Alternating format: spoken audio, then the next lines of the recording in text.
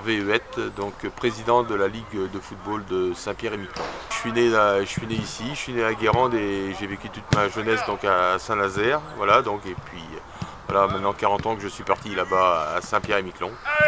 Et j'occupe depuis maintenant 10 ans le poste de président. C'est vrai que c'est tout à fait atypique, on a une ligue tout à fait qui n'est pas du tout comme les autres. On a 6000 habitants sur l'archipel, 3 clubs de foot en extérieur, 4 clubs de futsal.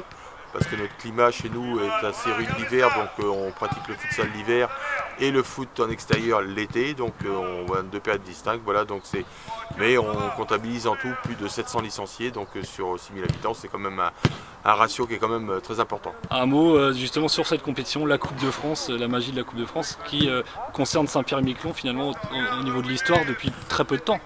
Alors ça fait que c'est la 4e édition, mais ça fait le 3e déplacement parce que l'année dernière malheureusement le Covid nous a empêché de nous déplacer. Donc c'est pour le club qui vient cette année, la SSP, c'est sa 2e participation. Ils sont déjà venus en 2018. Un autre club de Saint-Pierre est venu en 2019 jouer à Lyon. Donc voilà, donc c'est une opportunité qu'on a pu avoir avec la fédération. Bien sûr, c'est des échanges, tout ça. Il a fallu trouver une solution aussi parce que intégrer le 7e tour, comme on aurait souhaité au départ, c'était peut-être un peu élevé par rapport à notre niveau. Donc la Fédé a trouvé une solution de travailler avec les ligues et puis d'intégrer au 3e tour au sein d'une ligue. Je pense que c'est une équité par rapport aux autres territoires ultramarins. Donc on est les seuls qui ne participaient pas à la Coupe de France. On trouvait ça un petit peu anormal. Donc c'est comme on n'avait plus de compétition en dehors de notre archipel.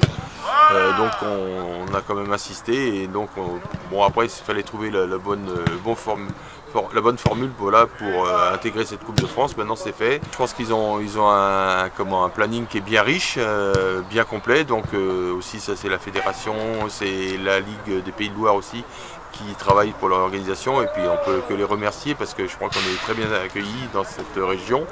Et voilà, donc aujourd'hui ils peuvent faire un entraînement sur le terrain où ils joueront demain.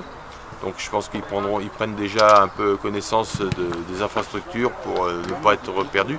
Surtout qu'un terrain synthétique pour eux c'est une découverte.